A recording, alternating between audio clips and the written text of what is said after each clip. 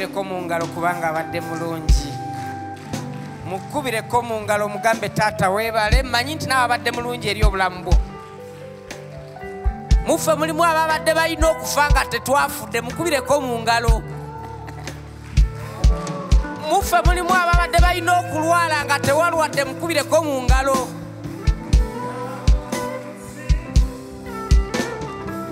Kubanga ye alaba ebyo ebigenda okubaawo ffe bye tasobola kulaba. Tukwebaza Kabaka wa Bakabaka. Twala obuyinza Mukama, twala ekitiibwa Mukama mulungi. Mwebale nnyo, mwebalire ddala. Mukama abawe omukisa. Tubakubireko mu ngalo abasinza ba Mukama bano ab'amaanyi. Ate naffe twekubireko mu ngalo nga bwe tutuula nga twesima okuba nga tuzze. Njagala okutwala omukisa guno okubaaniriza mwenna n'okubeebaza okufuula akawungeezi kano ak'enjawulo. Mukama yeebazibwe.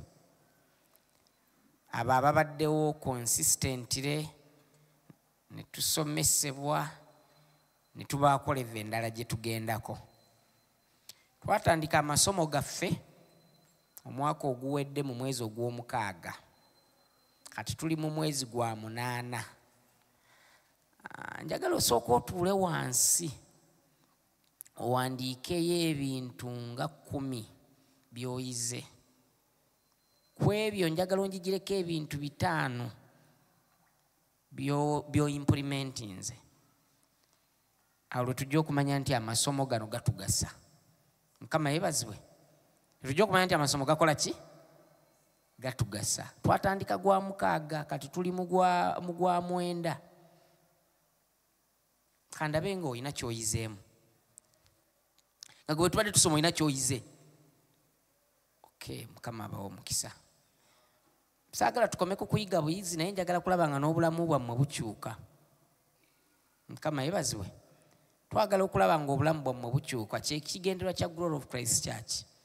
Si kujja wano ne bakusomesa n'osigala nga bw'oli. So bye tusoma twetaaga obiraba mu bulamu bwo. Bwe tuba tusoma ebintu bino eby'ensimbi kitutwalira kale ekitone ennyo emyaka 2 ku 3 okulaba nga ebintu bye tubadde tupulakitiisinga bikyusa obulamu bwaffe. Mukama yeebazibwe. Era nkusuubira nti mu mwaka oguddako ogwa 2025 tulina okutandika okulaba ebyo bye tubadde tuyiga nga bikyusa obulamu bwo.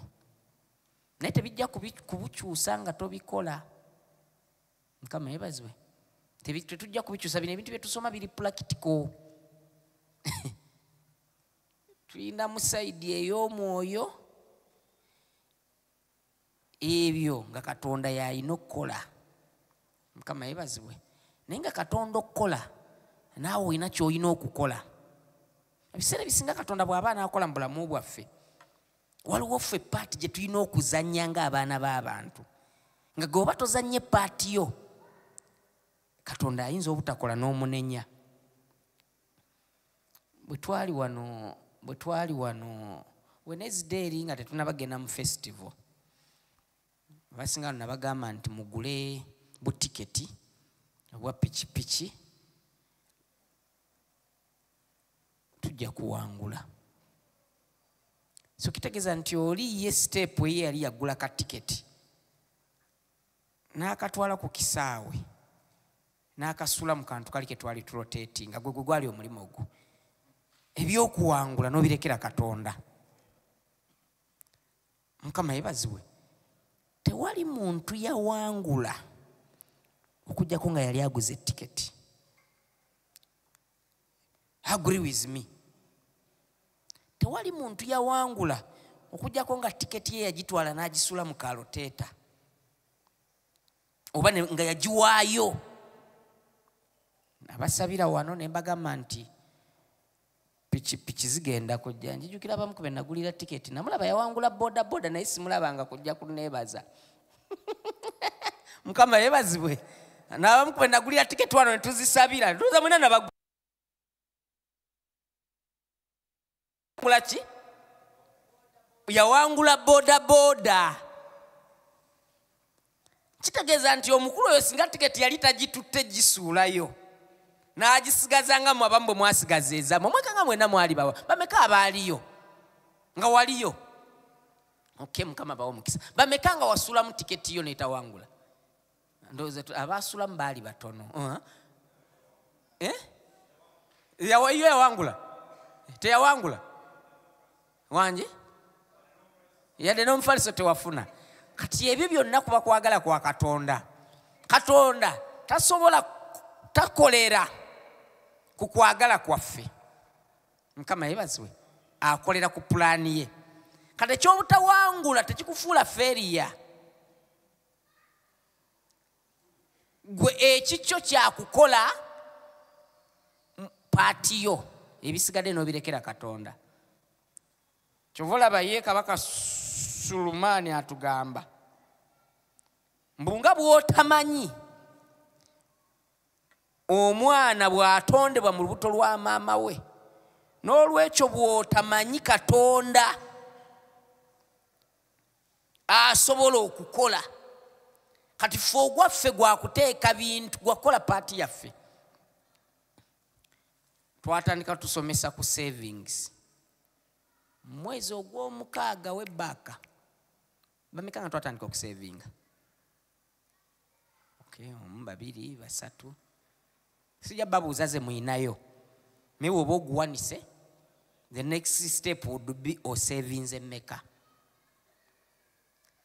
the next question would be ndozolwa tuli batono kakati n'olwekyo ebintu bino tujja biyayanira tubisome naye bwe tunaaba tetubikola the truth is that tebijja kuba na impact mu bulamu bwaffe bwe tuba twagala impact eyannamaddala kwe kubisoma bwe tumala okubisoma ne tubiteeka mu ki ne tubiteeka mu nkola mabegako tubadde tuyogera ku kuloota ebirooto ebinene ne tumala ne tujja wano ne tulwana n'obunafu kanigizako bajjukiza nti olumu ebintu ebituziyiza tuba n'ebirooto nga binene naye ebituziyiza okubituukiriza bwe bunafu obwo obuli munda mu ffe bwe tulwanagana nabwo bulijjo era twasembayo wano nga mbagamba nti tulina okulwana n'obunafu obunafu kyekintu ekitugaana okukola ebintu ebituufu mu kaseera kaabyo twasoma ebyawandiikibwa nga bitugamba nti omusajja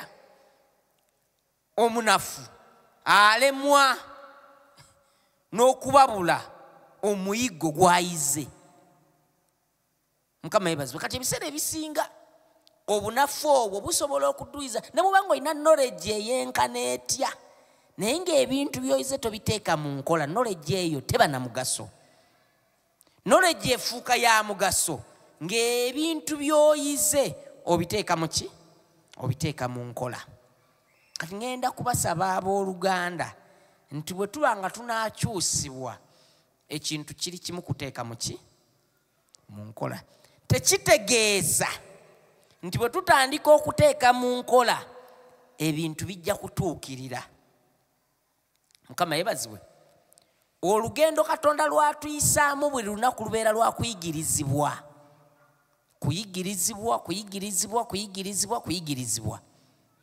bwe tumala okuyigirizibwa n'atuteeka mu kifo ekyo ng'amaze otuyigiriza walabira ddala nti tusaanidde okutukwasa ku ebyo bye yatusuubiza kati ebiseera ebisinga bw'obanga ggwe muntu ayiga ebintu n'otabiteeka mu nkola kiyinza okutwalira ebbanga eddene okuva ku levo gy'oliko ogenda ku levo endala katonda omulimo gwe gwakuwa mukisa mirimu gya mikono gyo ogugwo gwakukola mukama yebazibwe kitegeeza nti talina kyagenda kuwa mukisa okujjako nga okikoze yagamba gwe genda okole nze naawe omukisa emirimo gyaki gy'emikono gyo kitegeeza nti oba tokoze talina mirimo gyakuwa mukisa kale n'olweso njagala okubajjukiza nti byonna bye tusoma ne bye tuze tusoma biri very very important okubiteeka mu nkola ng'ogenda ku ssomero tutwala ebbanga ddene nga tusoma abazadde nga batera school fees okuva mu primary, secondary, university, novayo nga tulina kyosobola kukola. Mukama yebaziwe. Ebintu bye tukola ebiseera ebisinga tubiyigira mu field gye tugenza okukola. Ebyo bye bitandika kati ate okutukola kino. Naye nga technology eno tuzze tugifuna okuva emabega. Simanya Canadian Prairies, simanya mubimanya ebintu bingi bye tusoma. Ne tubeera nabyo mu bitwe nga gwomanyi kokowa nga bwalimibwa mu ki waje twasoma ngeno gye balima kokowa. Ghana. Ngomanyi ne quality ya yettaka lye balina okulimako kokowa, naye ngewamwe tolina yadde omuti gwa kokowa. Kati twagala tubeerenga abo. Mukama yebaziwe. Twagala gye tusomye tubiteeke mu nkola. Bwe tujja wano okusoma oba bwe tujja okuyigirizibwa, ekigendererwa kya Glory of Christ Church is to help us to maximize opportunities. Mukama yebaziwe. To maximize what? Opportunities. Nti bwe tufuna opportunity tusobole okubanga zituwa ekyo ekyomuyiika. Opportunity gy'olina eyinza okuba eyo talent gy'olina, guyinza okuba ogwo omulimo Katonda gwakuwadde, eyinza okuba business idea Katonda gyakuwadde. Kakati maximizing opportunities ekisinga obukulu kye tuba tunoonyaamu is a good return. Mukama yebaziwe. Is a what? A good return. Omuzungu yekyayita return on investment. Kyosinga okwagala okufunamu kyekyo nti ofunemu amagoba.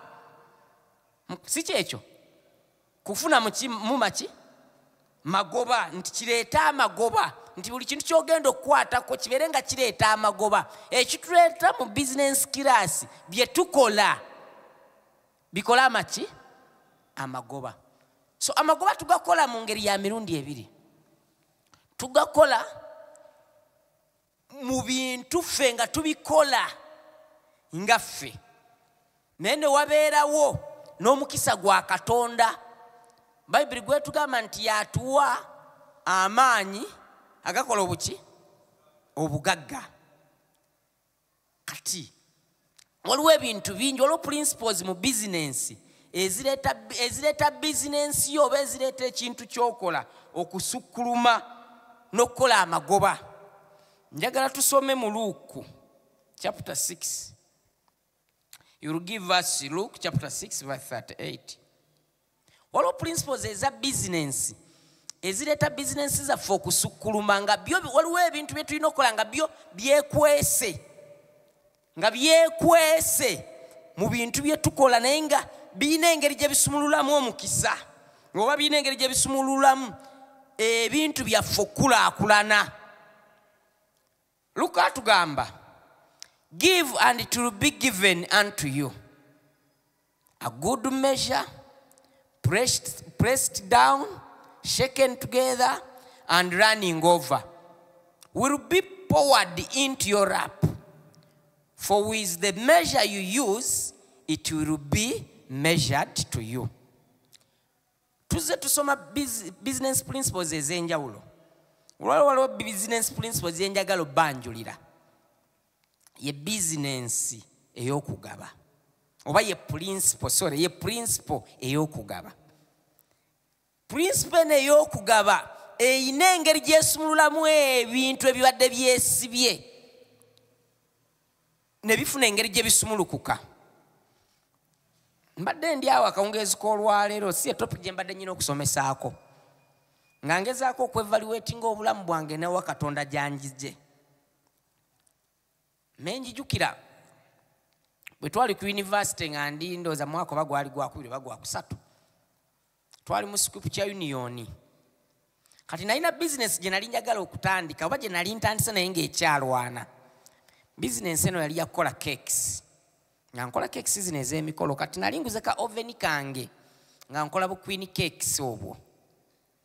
Kakati tuba mu Scripture Union twabangayo n'ezino ze bayita handover nga tukyusa obukulembeze. Bameka baliko mu Scripture Union? otyo godi yabimanyi bulungi otyo fe abayitako mu Scripture Union nga tuba tukyusa obukulembeze bw'abaweereza nga tubukwasa abantu abalala ne tutuuka nga budget yeri very tight kati kyenva nnyimira ne neeyama nga nze omulimu gwange nali nkola buno bukwini cakes nga wensinga okukola ngera bwentunda ne neeyama obakolera keeki eya handover Mukama yebazibwe bw'omala okweyama obakolera keeki eyo nengenda nenstrugglinga naye nga nkyeyamye muli mpula njagala okiwene nga nange nstrugglinga Mukama simanyi bugabirizi gye bwava. The truth is that Katonda yangabirira nenderivalinga keeki eyo and it was a turning point. Mukama yebazibwe, it was a turning point. Bwe nawaayo chairman wa Scripture Union n'ayimirira okuneebaza naga twagala okwebaza mukulu Kabanda Joy yatukoledde keeki eno. Mukama yebazibwe, bamemba ba Scripture Union ne bakuba mu ngalo. Ekyaddako gabanga masimu njagala keeki nkolera keeki nyina birthday nyina ngenda okuva ku university ng'olwedde nze nyina ka manufacturer akakola cakes naye nga business yatandikira mu ki kati okugaba kuno kuyina engeri gye kusumululamu business mu ngeri gye tutasobola kulowoozaamu. Another example, when nali nakajja wano mu Glory of Christ Church, I think yali 1000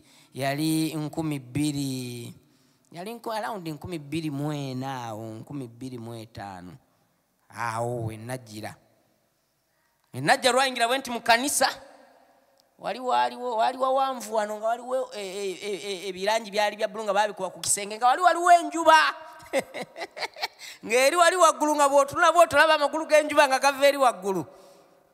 Adi ye yasooka okujja ne ŋŋamba Bishop nti njagala okumpa omukisa okubeera nga ntimba ekkanisa eno. Mukama yebazibwe, ne ntandika okutimba ekkanisa. Bwe natandika okutimba ekkanisa nga nkikola n'okwagala kwonna. Business yange ya decorations eyina engeri gye yasumulukukamu. Bwe ntandika business ya cakes najja nga ngikola kati kwe ntandika okukolera ebya decorations. Bwe ntuuka wano ku church ne ŋŋamba omanyi buno kambukole ng'obuweereza ne ntandika obukola. Business yange eya decoration neesumulukuka. Nentandika okukwatanga contracts ennene, nentandika okukwata embaga ennene. Katonda ntandika okumpa ideas ez'enjawulo. Mukama yebazibwe. Nentandika okutimba emikolo eminene, business neegejjera ddala. Nkyo ekiseera ntufuna n'ekifo mu Kawaala kiri close to 2 acres. Mukama yebazibwe. Business eyo obuweereza bwange kati na wano bwe nnyimiridde bwe butandika okundabisa. Wenfunira opportunities zonna eza Glory Bank ziyita omwo kubanga nyina sacrifice eringa nga sacrifice gye nakola mu kuwaayo. Kakati Katonda bw'akugamba ddayo ku kyawandiikibwa kyaffe mukulu Luuku bw'akugamba nti give and it will be given to you in good measure, pressed down, shaken. Business fenna tuzitunuulira kukola magoba. Naye Katonda ayina engeri gy'asobola okukyusa ebintu supernaturally.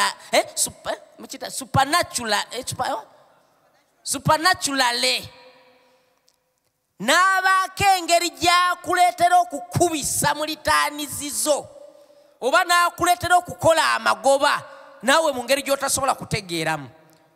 Kyova olaba amakampuni gakola ekintu kye tuyita corporate responsibility, okuwaayo eri communities ze galimu, gataapinge mu mukisa ogwo ogw'okugaba.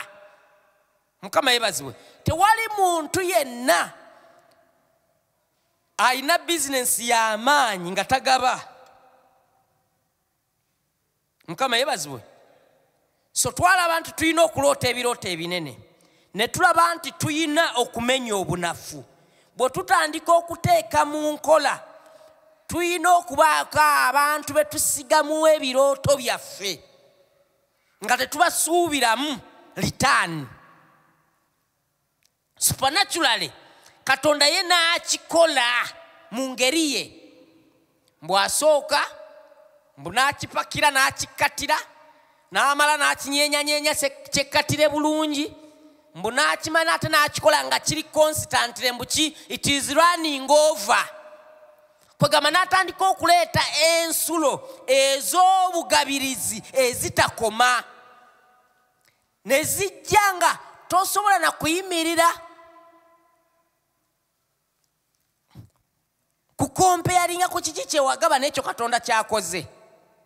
Mukama yeebazibwe. So emu ku bintu ebikulaakulanya businesses kwe kugaba, nga bizinesi zaffe zigaba eri ebyetaago. Kiyinza okuba kyetaago kya community, kiyinza okuba kyetaago kya kyakiyo, kiyinza okuba kyetaago kya muliraanwawo. So emu ku nnono zisumulula businesses, zisumulula ennyingiza, zisumulula inflow. Mukama yeebazibwe. Mukama yeebazibwe. Give me 2 Corinthians 9. You'll give me verse 8. 2 Corinthians 9, you give me verse 8. And God is able to make all grace abound to you, so that in all things at all times, having all that you need, you will abound in every good work. Mukama so Katonda bw'atuwa ebiseera ebisinga ateekawo ekisa ekitusikiriza okugaba n'okuwaayo eri buli mulimu omulungi. Mukama yeebazibwe. So Katonda bw'atuyitira ebintu bino eby'okukola ssente, ebiseera ebisinga ssente teziba zaffe. We are just conduits. Kati abasinga batuyingira mu business kitulema okumanya nti we are just conduits. Gy'okoma okubeera nga ssente zo zirina abantu bezigasa, Katonda ayongera okuggula enjigi. Mukama yeebazibwe. Katonda ayongera okuggula enjigi. Tunuulira abasajja bonna be tuyita nti that they are blessed, nga si bino nga si blessing zino ez'ekikwangala. Bayina engeri gye baggula emitima gyabwe eri okuyamba n'okugaba. N'otunuulira omusajja n'otunuulira ssente z'ateeka mu njiri nga gwogamba nti nze zo bwe nzikwatako n'alizimbyemu kalina. Mukama yeebazibwe. Nga gwe bw'ozikwata gwogamba n'alizimbyemu kalina n'asigala mu bulamu bwe obuli simple nga akulaga nti buli mwaka agaba. So ekimu ku principle ezikulaakulanya business ye business y'okufuuka omukisa eri abantu abalala. Kubanga bw'etandika okutuukiriza ebyawandiikibwa nti nja bafuula omukisa eri amawanga, kitegeeza nti bizinensi yo etandise okutuukiriza ebigendererwa bya Katonda. Kati tewali nsonga lwaki Katonda tagiwa mukisa. Bizinensi zaffe oba ne bye tukola bikwebera kubanga tubikola selfishire byaffe. Kyange, kange. Gwe n'okujja 10 mu bizinensi y'okuyamba omuntu ali mu bwetaavu, olaba ng'egenda kugwa, olaba ng'eggwawo. Of recent nali njogera ne sister wange omu akoleyo mu Owino. Ye okuziika taziika, takyala. Toyina woli musanga mu kintu kyonna tawaayo, tagaba. Buli wabaayo fundraising yonna gye mukola yabeera Mukama oli ng'asirise. Of recent natuula naye n'alokoka. Ne mugamba okoledde emyaka egisukka mu 2. Nze nagenda okuyingira Kampala ng'okola mu Owino. Nagenda okuyingira mu Kampala ng'okola mu Owino mukulu wange gwenzirako. Ne mugamba nagenda okuyingira mu Kampala ng'okola mu Owino. Toziika, tosaba, togenda ku kintu kyonna, buli kaseera ogamba oli bize, oli ku business. Ne mugamba kakati sooka ombuulire wakagulayo poloti mmeka?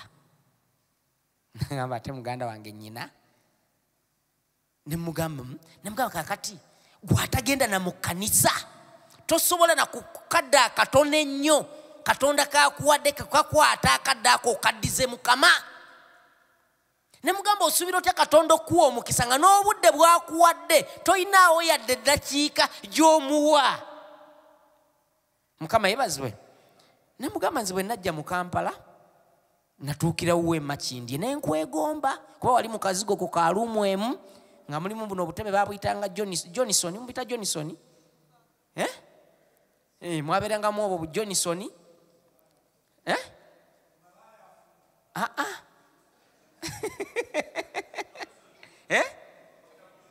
babuyitanga bu Johnson mwalingamu obutebe babuyitanga bu Johnson nga nyingira university 2:5 of recent nempulira okusoomozebwa ndi yale munoonye njogereko naye ngenda okusanga nga obutebe bwe nalaba emyaka giri emabega ng'obutebe bwakyalina. Mukama yebaziwe ng'akyali mu luumu emu gye yabeera ng'obulamu bwe bulaga nti emyaka gyonna gy'akoledde tebulina kye bukyuseeko naye nga kyemumanyiko kiri ekintu kimutagaba. Mukama yebaziwe takola ki? Tagaba. Kakati okugaba kintu ekisumulula ennyingi zaayo n'enfunayo. Mukisa tulowooza nti bw'ogaba oba oweddeyo. God is unlimited. Kati gw'osobola okugaba okusinga Katonda. Kiki ky'ogenda okugaba ennyo ekyo ekisi nga kubanga tutoola ku bye tuyina ne tumuddiza. Eri tuyimba nti tuyina kutoola ne tumuddiza Omukama. Oba Godi gw'omanyi oduyimba obulungi onsingako. Kakati tutoola ku ekyo Katonda kyatuwadde. Mukama yebazwe. Kitegeeza ky'ogenda okugaba oba okiina Katonda aba akikoleza eki? Aba akikuwadde. Kubanga Bayibuli etugamba nti ye Katonda agabirira omusizi ate yagabirira n'oyo omuli. Kitegeeza nti waakuwa akuwaako ensigo ey'okusiga ate n'akuwaako n'ekyokulya. Kati ebiseera ebisinga tubeera so miini ne tulimitinga Katonda okukola mu bulamu bwaffe obw'okulaakulana nti kye tufuna kibeera kyaffe. Ekyaffe ne tukigaba nako na muntu mulala. Ekyaffe tewali akikwatako. Ekyange kyange. Mukama yebaziwe. So gwaze wana kawungezi kolwaleero njagala osumulukuke mu ekyo. Tibwebanga bizinensi ye enaakulaakulana bw'obanga onaafuna opportunities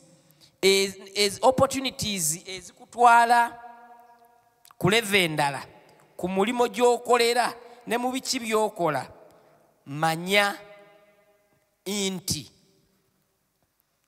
ekimu ku nnono ebisumulula ebyenfuna byaffe whether mu bizinensi whether ku mirimu kugaba. Okugaba tetutegeeza gaba sente zokka oba gaba bikwatibwako byokka. Abamu God has given us knowledge, very knowledgeable. Naye n'obeera ku mulimo ng'oli so mean with your knowledge. Toyagala ne omuntu gw'okola naye amanye gwe engeri gye wakozeemu ebintu byo n'obeera successful. Mukama yebaziwe. Ng'oli so mean with knowledge. Katonda akwesigisizza ebintu bingi by'omanyi naye nga toyagala baliraanwa abo babimanye nako. Ne weesanga nga bikomye ku ggwe ate naawe ne bitakola ki? Ne bitakuyamba. Kakati Katonda ayagala emitima gyaffe tugigule. Betukompitinga nabo mu bizinensi. N'omanya gy'osuubula ekintu toyagala kwogerayo osuubula okukuta. Kubanga toyagala kompitita wamanyewa gy'osuubula muwa omukisa amanyeeyo. Mukama yebazibwe. Kati ebyo ebiseera ebisinga bitusuula mu bizinensi nti tufuuka so miini ne tweyagaliza nnyo ne twerabira nti okulaakulana kwaffe kudipendinga ku bantu abalala. Twerabira nti neighbor wo bw'abeera obulungi oba ojja kubeera bulungi. kuba tojja kubanga olina kizibu agaane kuyamba. Mukama yeebazibwe. Kati ebiseera ebisinga tuba n'ebintu bye tumanyi ne tutayagala bigabana n'abantu balala ne twesanga nga enkulaakulana yaffe esibiddwa. Naye ng'ate oyo gwe yagenda okukuleetera enkya kasitoma agenda okusasula miliyoni 10, agenda okusasula miliyoni 2, nga oyo gw'ogenda okusharinga naye yalina opportunity, yalina connection gye weetaaga, naye olw'okuba togabanye naye oli so miini mu kweggula n'okugaba ekyo ekirabo Katonda kye yatuwa, kubanga ebirabo Katonda byatuwa aba bituwadde kuweereza bantu balala. Kati buli lwe tubeera so miini n'ebirabo byaffe byo Katonda byatuwadde tebiraba mukisa. Ekirabo kyo kisobola kulaba mukisa nga kituuse ku sitandadi ey'okuweereza abantu abalala, kuba Katonda teyakikuwa kuweereza ggwe. Mukama yeebazibwe. Singa tutuuka ku extent eyo ne tumanya nti obugagga buva mu kweggula, buva mu kwagaliza abalala, bamu tetwagaliza. Mukama yeebazibwe. Tetwagaliza n'oba nga munna agenda mu maaso naye ng'awulira ofiirawo, ojja kusigala nga oli mwavu, ojja kusigala nga togenda mu maaso. So bw'oba oyagala okugenda mu maaso, yagaliza abalala okugenda mu maaso, bateerewo opportunity. Ekintu ky'otasobola kiwe omulala akikole. Ne bakuwa omulimu okimanyi tosobola gukola, n'ate neighbor wasobola ogukola togumwagaliza. Naye nga toleka nga yandigukoze nkya n'akusima n'akuwaka commission, naye kati nako takaleese gy'oli kubanga tokola ki? Mukama yeebazibwe. Kakati fa abali mu Glory of Christ Church naffe abazze wano olwaleero, nja kubasaba nti bw'oba oyagala okukulaakulana, yagaliza abalala, weereza abalala. Mukama yeebazibwe. Bw'onaaweereza abalala naawe ojja kuweerezebwa. Mpa Proverbs chapter 11 verse 25 egamba etya? Proverbs 11:25. What does it say?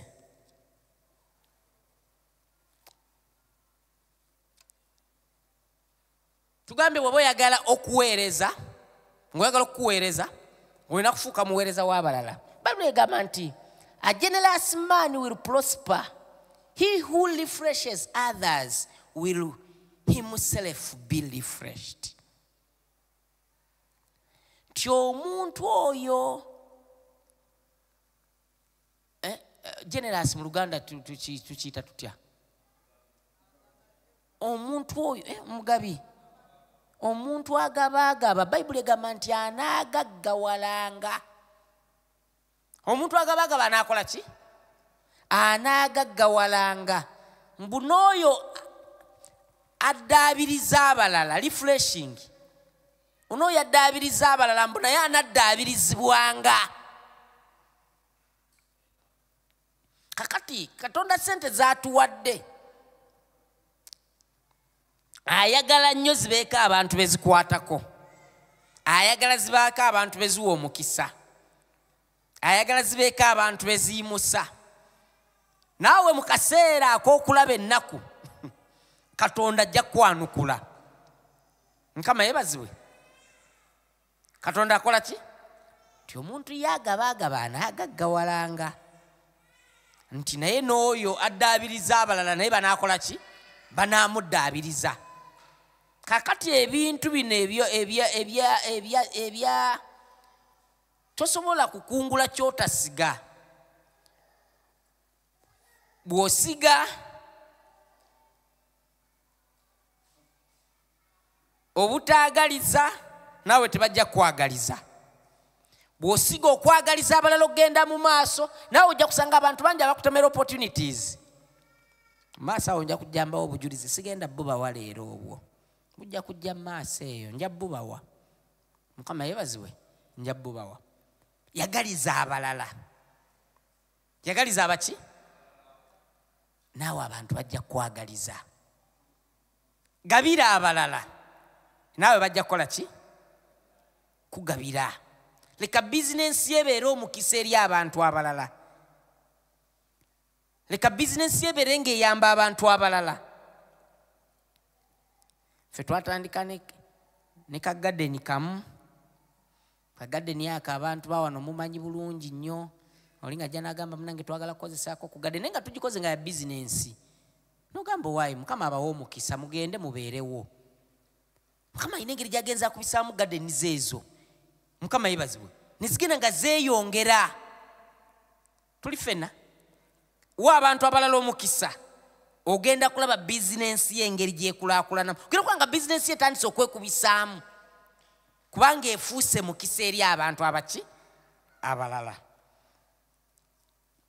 Mukama yeebazibwe.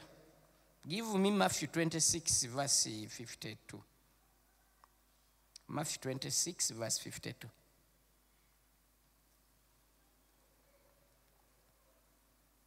Matthew 26 verse 52.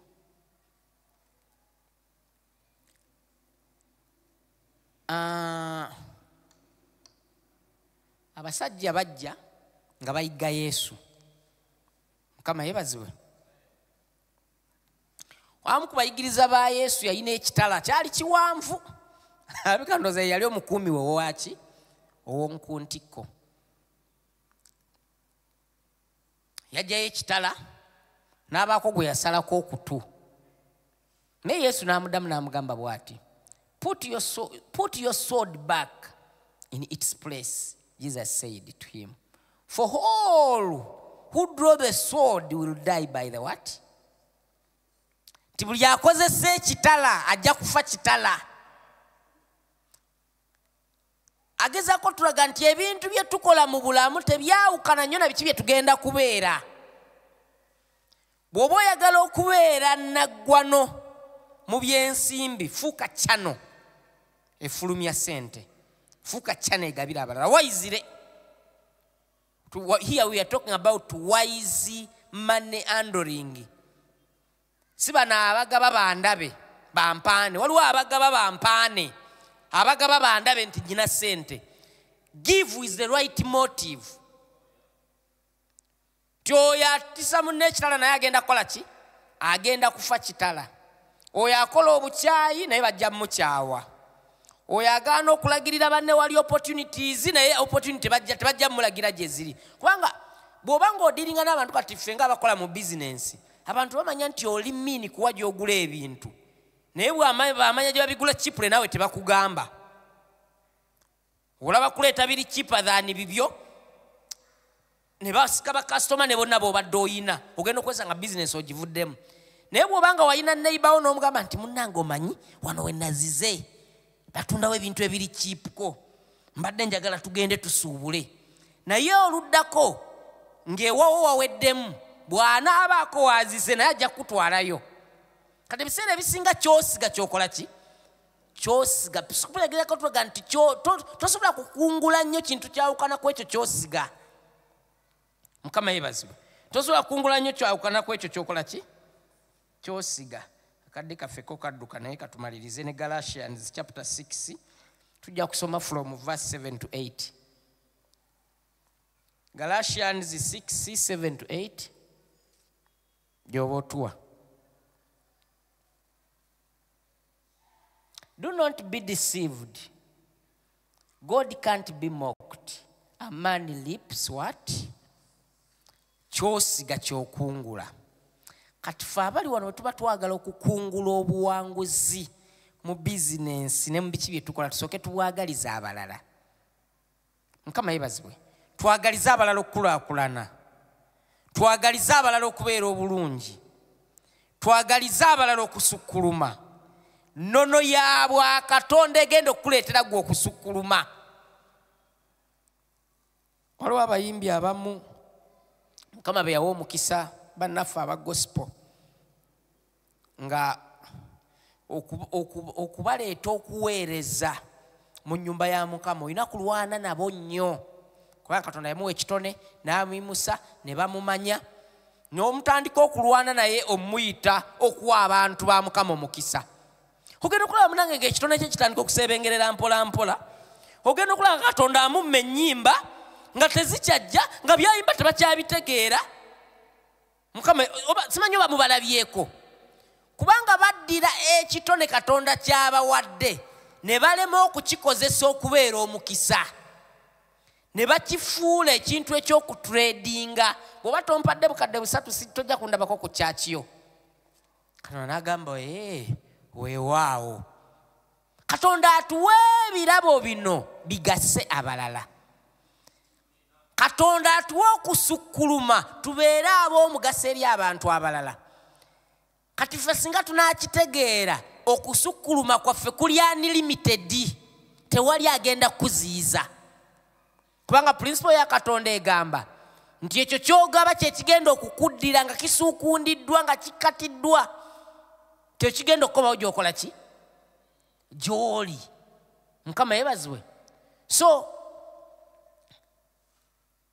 abooluganda n'ab'emikwano mbasaba ekintu kimu, nti bwe tuba nga tuyaayaana okugenda mu maaso mu byonna bye tukola, twagalize abalala okubeera obulungi, twagalize abalala okusukkuluma, tuweeyo ku lw'obulungi mu ngeri yonna gye tusobola. Katonda agenda kutuwa omukisa. Nabagamba luli nti Katonda tetumwawula mu bye tukola, ize patana. Tosobola mujja mu equation ey'ebyo bye tukola ate gwoterekawo akasawo ka oxygen gwossa. Olinawo okatereka? Kankubuuze sister, olinayo gwakuma akakola omusaayi? Bameka bagenda mu ddwaliro ng'omusaayi gubaweddeko n'asasulira omusaayi okumala omwaka mulamba? Bameka abasasulira oxygen okumala emyaka 3 nga bamutadde ku guuma asasula? So Katonda tetusobola kumwawula ku biki bye tukola. Kati kuba kwerimba okulowooza nti Katonda is not part of the business we are doing. Kubanga bwakeera kumacha n'ateekako ka stopa. Ndowooza owulira amateeka ka stopa n'eddoboozi likyuka. Mukama yeebazibwe. Kakati kye njagala obbabulira kye kino nti Katonda tasobola kuva mu equation ya business. Katonda tasobola kuva mu equation ya mulimo gwokola gwe nolowooza nti okola nnyo n'okusinga Katonda. Katonda tasobola kuva mu equation ya opportunities ze tuyina. Katonda tasobola kuva mu equation ya talents na gifts z'atuwadde, kubanga bifuuka no sense nga tabiriimu. It is nothing. Your gift is nothing without God. Your business knowledge is nothing without God. So is a partner. So kati kino kyenjagala babuulira nga mbasiibula nti buli kyonna kye tukola to making sure nti Katonda ali mu kyo. The formula called the God erina okuba nga eri mu equation mu byonna byokola ki? Byopulaninga. Mukama abawe omukisa.